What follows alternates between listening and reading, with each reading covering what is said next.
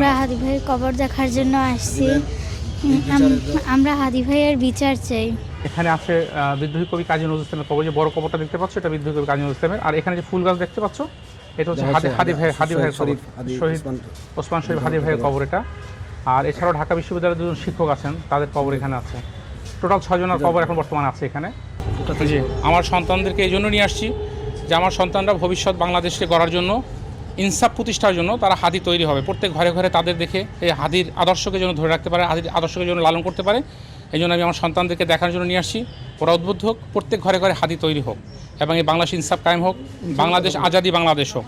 আমরা ভারতের গোলামি চাই না, আর যারা ভারতের গোলামি চায় আমরা চাই তারা সমূলে নির্মূল হোক এবং এদেশ থেকে বিতাড়িত হোক। আমরা হাদি ভাইয়ের কবর দেখার জন্য আসছি। আমরা হাদি ভাইয়ের বিচার চাই। আমি হাদির মতো হতে চাই। আমি হাদি ভাইয়ের হত্যার বিচার চাই। হ্যাঁ, এই যে হাদির উত্তরাধিকারী হোক আমাদের প্রত্যেক সন্তান। আমরা সবাই শহীদ হতে চাই, হাদি ভাইয়ের মতো শহীদ হতে চাই, ইনসাফের পক্ষে শহীদ হতে চাই, দেশের জন্য শহীদ হতে চাই, ইসলামের জন্য শহীদ হতে চাই।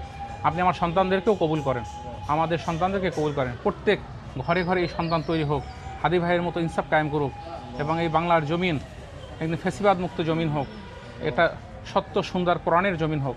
আল্লাহ আপনি আমাদেরকে কবুল করেন, আল্লাহ আপনাদের সন্তানদেরকে কবুল করেন, হাদি ভাইকে জান্নাতের উচ্চ মাকাম দান করেন। আল্লাহ হাদি ভাইয়ের সন্তানকে আপনি সম্মানিত করেন।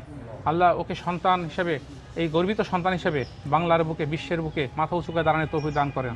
হ্যাঁ আল্লাহ, আমাদেরকে এমন এক সরকার দান করেন যে ইনসাফ কায়েম করবে এবং সত্যিকারের একটা সুন্দর ইসলামী রাষ্ট্র কায়েম করবে।